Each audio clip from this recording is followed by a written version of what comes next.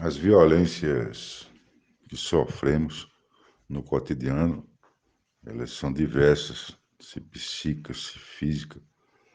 As injustiças que sofremos do Estado, elas são das piores dores que podemos trazer.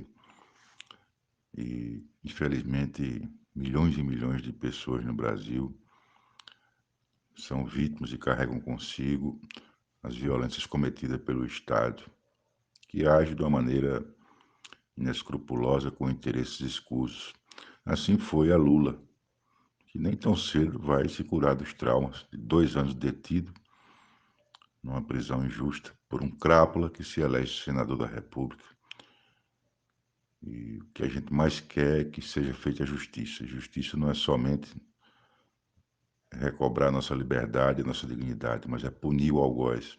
Sérgio Moro saiu ileso, virou senador da República, com o apoio de muita gente que está aí cada vez mais se unindo e fazendo desse Brasil um país violento e injusto para quem quer igualdade, para quem quer justiça social. Eles perseguem muito. Quem é do campo progressista, quem milita nos direitos humanos no Brasil, quem atua de algum modo para reverter uma lógica perversa secular, sofre perseguições, sofre violências, sofre injustiças. É uma regra isso, infelizmente.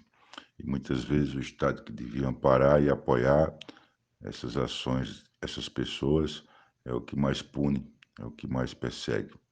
Então, é preciso perceber o trauma de Lula como algo muito sério, mas não somente o trauma de Lula, de 2 anos preso, mas o trauma de milhares de pessoas.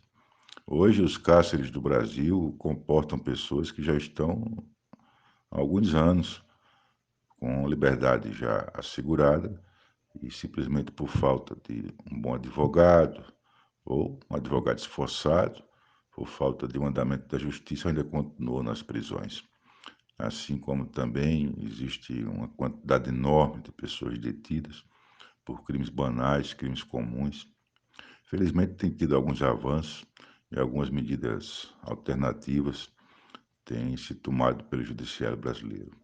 Mas vamos falar das famílias das vítimas da violência.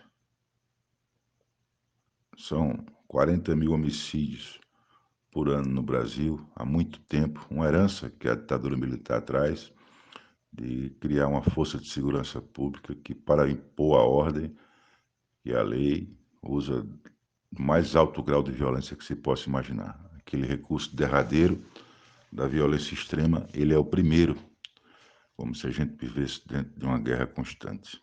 E a quantidade de pessoas que morrem vítimas dessa truculência e desse absurdo de violência que é posta para a população é enorme.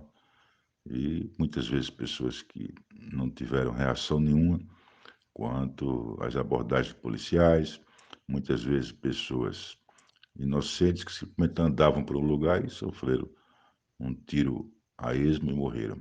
Como fica o trauma dessas famílias? Como fica o psicológico dessas pessoas? Porque nós não temos uma política pública de Estado para dar assistência psicológica às famílias que perdem pessoas vítimas de violência urbana, rural, enfim, a violência histórica que assola o Brasil. Muitas vezes são perseguições preconceituosas, racistas, estruturais, que abordam qualquer pessoa pela cor da pele, pela condição social e ao menor gesto de assombro, de medo da pessoa, ela está correndo risco de vida. Então, um aparato policial despreparado, que é mal treinado para que haja em combate constante, como se estivesse numa guerra no meio das populações mais carentes, e gera muitas vítimas. Aí as pessoas que são familiares dos que morreram. Como fica o psicológico dessas pessoas para o resto da vida?